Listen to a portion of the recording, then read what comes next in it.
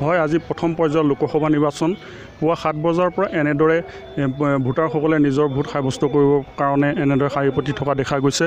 যিহেতু ক'ব লাগিব যে 228টা ভোট কেন্দ্ৰত ইতিমধ্যে 1,91,000 ভোটাৰে ভোট প্ৰদান কৰিব।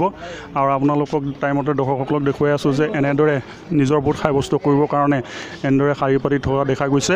আৰু মোৰ লগত একাংশ ভোটাৰ আছে, তেওঁলোকৰ মনৰ ভাৱ জানিব বিচাৰিম। দাদা কওকচোন, এইপিনে নিৰ্বাচন আৰু বিহু, নিৰ্বাচনটো বিহু আগত শেষেই হৈ গ'ল, নিৰ্বাচন ভালেই হৈছে। কেনেকুৱা লাগিছে? নিৰ্বাচন ভাল, ধুনীয়া হয়। আৰু একাংশ লোক আছে, তেওঁলোকৰ পৰা জানিব বিচাৰিম। কওকচোন, এই বিহু আৰু নিৰ্বাচন কেনেকুৱা লাগিছে? বিহুটোনো আৰু কেনেকুৱা লাগিব? আমাৰ অসমীয়া বিহু বুলিতো মানে অসমীয়া ৰাইজ বুলিয়েই, তাৰ মাজতে জাপি দিছে ইলেকশ্যন। গতিকে ভাল লাগিছে। কেনেকুৱা লাগিছে? ভালেই লাগিছে। সমানে চলিছে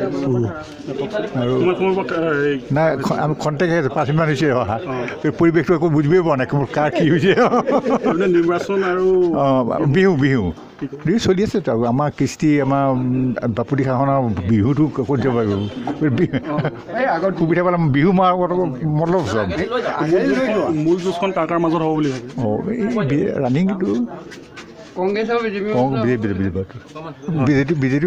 আৰু এজন ব্যক্তি আছে, মই তেখেতৰ পৰা জানিব বিচাৰিম, মূল যুঁজখন কাৰ মাজত হ'ব বুলি ভাবে আপুনি? মূল যুঁজখন মই ভাবোঁ যে কংগ্ৰেছ আৰু বিজেপিৰ মাজতে হওক।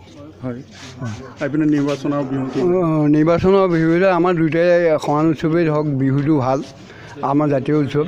আৰু নিৰ্বাচনটো লগত দিছে, নিৰ্বাচনৰ পৰা আজৰি হৈছোঁ, গতিকে আমি বিহু হেৰি কৰিম, পালন কৰিম। হয়, ধন্যবাদ জনাইছোঁ। এনেদৰে ভোটাৰসকলে নিজৰ ভোট সাব্যস্ত কৰিবৰ কাৰণে এনেদৰে ওলাই আহিছে।